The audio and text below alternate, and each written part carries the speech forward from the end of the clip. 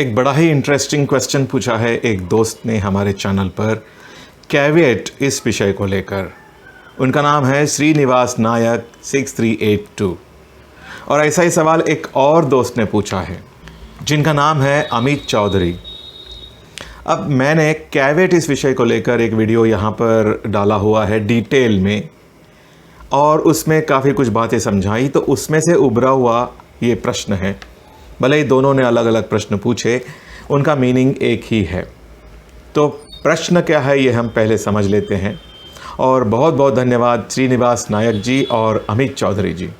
तो हमारे दोस्त श्रीनिवास नायक 6382 ये पूछते हैं कि sir, can I know when one of the important rules of natural justice and fair play is odi alteram partem, that means no party should be condemned unheard, how can an occasion arise when the order on an application filed by one is passed against the opposite party without following the rule of odi alteram partem? अब श्रीनिवास जी ने ये question पूछा है caveat के video के नीचे। बड़ा ही interesting प्रश्न है और इसीलिए इस प्रश्न को मैं जवाब देने के लिए चुना हूं। और श्रीनिवास जी को बहुत बहुत थैंक्स जो कि उन्होंने ये प्रश्न पूछा है। तो श्रीनिवास नायक जी के प्रश्न का मतलब है कि जब ऑडी ऑल्टरम पार्टम मतलब कि दूसरे पक्ष के खिलाफ उसको सुने बगैर कुछ भी कार्रवाई नहीं करना, ऐसा अगर प्रिंसिपल ऑफ नेचुरल जस्टिस है तो कोई कोर्ट कैसे किसी को सुने बगैर कोई ऑर्डर दे सकता है? मतलब कि वो कैविएट इस चीज़ की बुनियाद को हैमर कर रहे हैं, उसको क्वेश्चन कर रहे हैं। एक और दोस्त है जो इसी प्रकार का प्रश्न पूछते हैं, उनका नाम है अमित चौधरी VD2ZY। तो अमित जी पूछते हैं, It's not fair to give a stay without hearing the other party। तो इनका मतलब भी यही है कहने का कि दूसरे पक्ष को सुने बगैर स्टे देना ये बात ही सही नहीं है। और इन्होंने जो प्रश्न पूछा है यह भी मेरा जो कैविएट का वीडियो है उसके नीचे इन्होंने पूछा हुआ है। तो मतलब कि दोनों सवाल ये कैविएट इस चीज को लेकर पूछे गए हैं। अब कैविएट जो है मैंने आपको समझाया जैसे पिछले वीडियो में। मान लो जब आप कोई लोअर कोर्ट में केस जीत जाते हैं और आपकी अपोजिट साइड, आपका ओपोनेंट, आपने जिस जजमेंट में जीते उस जजमेंट के खिलाफ अपील दायर करके उसके ऊपर स्टे लेने की या कोई भी इंटरिम ऑर्डर प्राप्त करने की संभावना है, तो आप क्या करते हैं, इस बात को विजुअलाइज करके कि वो अपोनेंट ऊपरी अदालत में जाएगा, आप पहले ही ऊपरी अदालत में एक अर्जी डाल के रखते हैं, यह कहते हुए कि अगर मेरा ओपोनेंट आपके एक अदालत में अपील लेकर आया और उसने कोई भी इंटरिम ऑर्डर मांगा तो प्लीज़ मुझे भी सुनिए, केवल उसे सुनकर आप मेरे खिलाफ इंटरिम ऑर्डर ना दें। ऐसे शॉर्ट में कैविएट का मतलब है। अब श्रीनिवास जी को प्रश्न पड़ा कि अरे भाई, जब ऑडी ऑल्टरम पार्टम यानी कि दूसरे को सुने बगैर कोई ऑर्डर करना ही नहीं ऐसा नियम है, तो ये स्थिति कैसे पैदा हो सकती है? मैं समझ सकता हूँ श्रीनिवास जी के मन की बात, यानी वो बड़े उलझन में पड़ गए। एक तरफ ऑडी ऑल्टरम पार्टम का नियम और दूसरी तरफ ये भी पॉसिबिलिटी कि न्यायालय दूसरे पक्ष को सुने बगैर इंटरिम ऑर्डर दे सकता है। तो देखिए, समझिए, इसमें कंफ्यूज होने की कोई बात नहीं है। जब भी कोई व्यक्ति लोअर कोर्ट में हार जाता है, मान लो कि आप लोअर कोर्ट में आपके केस में हार गए और हारने की वजह से आपका कोई नुकसान हो रहा है, तो आप इमीडिएटली अपील दायर करके उस जजमेंट पर स्टे प्राप्त करने की कोशिश करते हैं। इसलिए आप जब अपील कोर्ट में जाते हैं तो वहाँ पर आपका अपोनेंट अभी उपस्थित हुआ नहीं है। तो जो अपेलेंट है, मतलब कि मान लो आप हैं, तो तो आप न्यायालय को क्या रिक्वेस्ट करोगे कि न्यायमूर्ति महोदय, अभी मैं आपके पास अपील दायर किया हूँ और जब ये अपील सुनवाई पर आएगी फाइनल हियरिंग के, तब तक तो काफ़ी देरी हो चुकी होगी और जब आप फाइनल जजमेंट दोगे तब तक काफ़ी कुछ समय निकल चुका होगा और ऐसी स्थिति में लोअर कोर्ट के जजमेंट की वजह से मेरा बड़ा नुकसान हो सकता है। इसलिए आप लोअर कोर्ट के जजमेंट को तुरंत स्टे करिए। मैं अपेलेंट को सर्व करते रहूँगा और वो जब आएगा तब मेरे इंटरिम ऑर्डर को आप कंफर्म करिए या ना करिए, जैसा भी आप समझें। बात को समझ रहे हैं ना आप? अर्जेंट सिचुएशन में कोई भी अपेलेंट अपेलेट कोर्ट को एक्स पार्टी यानी कि वन साइडेड इंटरिम स्टे या उसे कहो एड इंटरिम स्टे मांग सकता है और परिस्थिति की गंभीरता को देखकर अपेलेट कोर्ट्स या सुपीरियर कोर्ट्स इस तरह का एक्स पार्टी स्टे कुछ समय तक दे भी सकते हैं न्याय करने की दृष्टि से। आखिर वो न्यायालय है। आज अगर इस व्यक्ति को इंटरिम स्टे नहीं दिया तो इसका फला फला नुकसान हो जाएगा। मान लो कि डिमोलिशन ऑर्डर है या टर्मिनेशन ऑर्डर है और इस तरह से ये डिमोलिशन ऑर्डर को स्टे नहीं किया या इस व्यक्ति के टर्मिनेशन को स्टे नहीं किया, तो या तो घर गिर जाएगा या ये आदमी रास्ते पर आ जाएगा, मतलब कि नौकरी से बाहर आ जाएगा, इसे भूखा मरना पड़ेगा। ऐसी स्थिति उत्पन्न ना हो, इसलिए जब तक कि इस अपील की नोटिस रिस्पोंडेंट को सर्व होकर रिस्पोंडेंट उपस्थित होकर अपनी बात नहीं कहता, तब तक कम से कम कोई अंतरिम आदेश देना ज़रूरी होता है। और न्याय करने की दृष्टि से, मतलब कि in the interest of justice, superior courts यानी कि अपेलेट कोर्ट्स जो भी हो, डिस्ट्रिक्ट कोर्ट भी हो सकता है, अपेलेट कोर्ट होता है डिस्ट्रिक्ट कोर्ट, या हाई कोर्ट हो सकता है या सुप्रीम कोर्ट हो सकता है, उन्हें इस तरह से दूसरे पक्ष को सुने बगैर भी इंटरिम ऑर्डर करने की पावर होती है। और यहाँ रोल आता है कैवेट का। कई बार ऐसा होता है कि जो अपेलेंट है वो कोर्ट को, एक पॉसिबिलिटी रहती है बनी कि वो कोर्ट को कहीं मिसलीड करके या कहीं गुमराह करके गलत बातें बताकर इंटरिम स्टे ना प्राप्त कर ले, जिस वजह से जिसके खिलाफ इंटरिम ऑर्डर हो सकती है उसे नुकसान हो सकता है। इसलिए वो पहले से ही एप्लीकेशन डाल देता है, जिसे कैवेट कहते हैं, कि न्यायमूर्ति महोदय जब भी ये आपके कोर्ट में आएगा तब कृपया मुझे भी सुने बगैर आप इंटरिम ऑर्डर ना करें। ऐसी वो एप्लीकेशन होती है, उसे कैवेट कहते हैं। तो कैवेट का बस यही पर्पज़ होता है। तो कहने का मतलब ये है कि जो उलझन आपके अंदर है उसमें उलझने की कोई ज़रूरत नहीं। सुपीरियर कोर्ट्स के यानी कि अपेलेट कोर्ट्स के ये पावर्स होते हैं कि even without hearing the other side they can pass interim orders.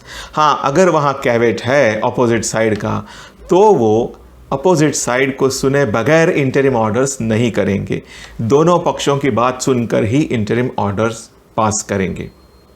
अब देखिए, जब मैं कहता हूँ ex parte ad interim order यानी कि वन साइडेड अंतरिम आदेश, तो कोर्ट्स कई बार इंटरिम ऑर्डर भी फाइनल नहीं करते। मतलब देखिए, इंटरिम ऑर्डर में भी टेम्पररी इंटरिम ऑर्डर जिसे एड इंटरिम हम कहते हैं, और इंटरिम ऑर्डर जो कि केस चलने तक बना रहता है, ऐसा फ़र्क होता है। तो केस चलने तक बना रहने वाला इंटरिम ऑर्डर देने से पहले वन साइडेड मतलब एड इंटरिम ऑर्डर देने के पावर्स कोर्ट को होते हैं, और वो एड इंटरिम ऑर्डर तब तक चलता है जब तक कि कोर्ट दूसरे साइड को सुनने के बाद उसे कंफर्म करे या उसे वैकेट कर दे। तो इवन एड इंटरिम ऑर्डर मिलने के बाद भी दोनों पक्षों को सुना जाता है इस चीज़ के लिए कि एड इंटरिम ऑर्डर को कंटिन्यू करके उसको रेगुलर इंटरिम ऑर्डर में कन्वर्ट करना या उसे खारिज कर देना। तो ये सब सुनवाई के बाद ये सब चीज़ें होती हैं, ऐसा कोर्ट में चलता है। और इसी वजह से इसमें कोई नई बात नहीं है या इसमें कोई कंसर्न फील होने की बात नहीं है या चिंता की बात नहीं है कि दूसरे पक्ष को सुने बगैर कैसे क्या कोर्ट्स ये ऑर्डर्स दे सकते हैं। ये जो ऑर्डर्स कोर्ट्स देते हैं ये सिर्फ इंटरिम ऑर्डर्स होते हैं, जिसकी मैं बात कर रहा हूँ कैवेट वगैरह के बारे में। फाइनल हियरिंग जो होती है वो दूसरे पक्ष को सुनने के बाद ही होती है, दूसरे पक्ष को अपनी बात रखने का मौका देने के बाद ही होती है।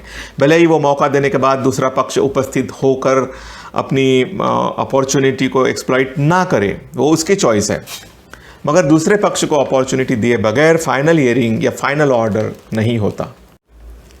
तो दोस्तों, खुशी की बात है कि अभी हमारी संख्या, हमारे लीगल इंस्पिरेशन चैनल के कम्युनिटी की कहो, सब्सक्राइबर्स की कहो, संख्या 61,000 क्रॉस कर चुकी है। और बहुत बहुत धन्यवाद आप सभी का सपोर्ट के लिए। और मैं स्वागत करता हूं उन सभी नए दर्शकों को, उन सभी नए सब्सक्राइबर्स को जो मेरे पिछले वीडियो से लेके तो अभी तक इस फैमिली में शामिल हुए हैं। लीगल इंस्पिरेशन चैनल में आपको कई सारे काम के वीडियोस मिलेंगे जो कि कोर्ट के डिटेल प्रोसीजर के बारे में होते हैं, जो ऐसी प्रोसीजर जो आपको कभी पता नहीं पड़ सकती जब तक कि आप उस प्रोसीडिंग में इन्वॉल्व नहीं हो, मगर जो आपके काम की हो सकती है। यही मेरे वीडियोस का सेंट्रल थीम होता है। और साथ ही में मैं यंग एडवोकेट्स के लिए या स्टूडेंट्स के लिए भी इंस्पिरेशनल वीडियोस लाता हूँ। जो लोग मुझे नहीं जानते उनके जानकारी के लिए मैं अपना परिचय करा दूं। मेरा नाम है नहुष खुबालकर, मैं एक प्रैक्टिसिंग एडवोकेट हूं और सन 1991 से कंटिन्यूसली मैं प्रैक्टिस कर रहा हूं। काफ़ी समय तक मैंने अपने सीनियर के साथ प्रैक्टिस की, उसके बाद मैं प्राइवेट प्रैक्टिस में आया और उसके बाद एक लंबे समय तक मैं गवर्नमेंट लीडर रहा हाई कोर्ट में। और उसके बाद 2016 से मैं प्राइवेट प्रैक्टिस कर रहा हूं, जिसमें मैं कई सारे ऑर्गेनाइजेशंस के पैनल पर हूं और साथ ही में कई सारे प्राइवेट क्लाइंट्स को भी मैं रिप्रेजेंट करता हूं। मैं अलग अलग टाइप की केसेस हैंडल करता हूं और मेरी practice mainly high court of Bombay bench at Nagpur यहाँ पर ही कन्फाइंड है। कभी कभी मैं दूसरे कोर्ट्स में जाता हूँ जैसा भी समय मिले और परमिट करें। दोस्तों, मेरा ये जो रोस्टर रहा, मतलब कि जनवरी से लेके तो अभी तक समर वेकेशंस तक। By the way, high court को समर वेकेशंस शुरू हो गए हैं, कल से शुरू होने वाले हैं। और ये जो पीरियड गया मेरा काफ़ी बिजी गया। बावजूद उसके मैं कोशिश करता रहा कि हर हफ्ते मैं एक वीडियो डाल सकूं। कभी कभी ये पॉसिबल नहीं हुआ, तब आपसे माफ़ी मांग लिया और अभी भी मांगता हूं। कभी कभी मुझे नहीं पॉसिबल होता वीडियो डालना, फिर भी कोशिश होती है कि कम से कम एक वीडियो वीक में मैं आप सभी के लिए यहाँ पर अपलोड करते रहूं। अब भले ही कल से हाई कोर्ट वेकेशंस पर है, फिर भी हम वकील लोग तो काम में रहते ही हैं। काफ़ी सारी चीज़ें हैं जो ऑफिस में करनी है, केसेस के रिव्यू करने हैं, पेंडिंग ड्राफ्टिंग कंप्लीट करनी है, क्लाइंट्स को कुछ कम्युनिकेशंस करने हैं, कुछ क्लाइंट्स के साथ मीटिंग करनी है। ऐसे कई सारे काम होते हैं। ऑफिस की कुछ सिस्टम्स लगानी है, कुछ अरेंजमेंट्स करनी है। इतना ही है कि कोर्ट की दौड़ भाग नहीं रहेगी। इसलिए मैं चाह रहा हूँ, मेरे मन में है कि इस पीरियड में, ये अभी 3-4 हफ्तों का जो समय मिलेगा, उसमें मैं थोड़े से ज़्यादा वीडियो डालूँ। काफ़ी सारे टॉपिक्स है दिमाग में, खूब सारी केसेस हुई तो उनमें पढ़ाई हुई और वो पढ़ाई करते हुए उन केसेस में जो पॉइंट्स इन्वॉल्व थे वो आपके भी कई सारे एरियाज़ में काम के हो सकते हैं, ऐसा मुझे हमेशा लगता रहा। सिर्फ इतना ही हुआ कि मैं उन पर वीडियो नहीं बना पाया उस टाइम पे। मुझे कभी कभी ऐसा लगता है कि मैं अपने काम में ही ये वीडियो मेकिंग पिरो दूं, ताकि मेरे रेगुलर काम चलते हुए भी वीडियोस बनते रहें। अब देखते हैं ये सिस्टम कैसी काम करेगी। इसको एक्सपेरिमेंटल बेसिस पे ही करना होगा। अदरवाइज़ मेरा जो शेड्यूल होता है वो once in a week video डालने का, मतलब संडे सेकंड हाफ में इसको डिवोट करता हूँ। अब ये पैटर्न को थोड़ा सा बदला कर मैं चाह रहा हूँ कि मैं अपने डेली रूटीन में वीडियो के कुछ पार्ट्स शूट करते जाऊं, तो देखते हैं कैसे पॉसिबल होगा। सबसे महत्वपूर्ण बात यह है कि आप जो बने रहे हैं इस चैनल पर, उसके लिए बहुत बहुत धन्यवाद। मैं देख रहा हूं कि इतने में थोड़ा सा वीडियोस कम भी आने के बावजूद भी चैनल पर सब्सक्राइबर्स बढ़ रहे हैं और बहुत सारे पॉजिटिव कमेंट्स भी देखने मिलते हैं। हाँ, कुछ नेगेटिव कमेंट्स भी होते हैं, उनकी मैं इज़्ज़त करता हूँ, उनका सजेशंस मैं ध्यान में रखता हूँ। बट मैं देखता हूँ कि आप लोग काफ़ी सराहते हैं और कई सारे फ़ोन्स भी मुझे आते हैं। फ़ोन पर भी आप लोग बताते हो कि किस तरह से मेरे वीडियोज़ आपको गाइड किए और मददगार साबित हुए। बहुत अच्छा लगता है ये सुनकर। मेरी एक गुजारिश है आपसे कि कृपया आप सबसे पहले मुझे अगर कांटेक्ट करना है तो व्हाट्सएप मैसेज ही डालें ताकि मैं वो देख लूँ। फ़ोन करने में क्या होता है, कई बार मैं बिज़ी होता हूँ तो फ़ोन रिसीव नहीं कर पाता। बिज़ी होने की वजह से मैं ज़्यादा बात भी नहीं कर पाता। इस तरह से वो मन को समाधान नहीं मिलता और इसलिए मेरी आपसे रिक्वेस्ट है कि आप व्हाट्सएप मैसेज करें या व्हाट्सएप पर ऑडियो मैसेज रिकॉर्ड करके डालें। तो ये सब मुझे मिलते जाएगा और मुझे समझ में आते जाएगा। और एक बात ज़रूर करना, जब भी आप मैसेज डालते हैं या संपर्क करते हैं, सबसे पहले आपका नाम और आपका शहर और आपका क्या काम है, क्या उद्देश्य है कांटेक्ट करने का, ये 3 चीज़ें आप बताते जाइए, आप स्पष्ट करते जाइए। ताकि मैं क्या है ना, मुझे अगर आपका कोई मैसेज आता है या फ़ोन आता है तो मेरा सबसे पहला स्ट्रगल ये होता है कि आपको तकलीफ़ क्या है, मतलब exactly what you want from me. और ऐसे में जब वो जवाब नहीं मिलता तो बड़ी परेशानी हो जाती है कि exactly what is his question, what is his query. तो दोस्तों, बस इतनी एक छोटी सी रिक्वेस्ट है, इस तरह से आप करते जाएंगे तो बड़ा अच्छा रहेगा। So thank you for watching this video and wish you all the best.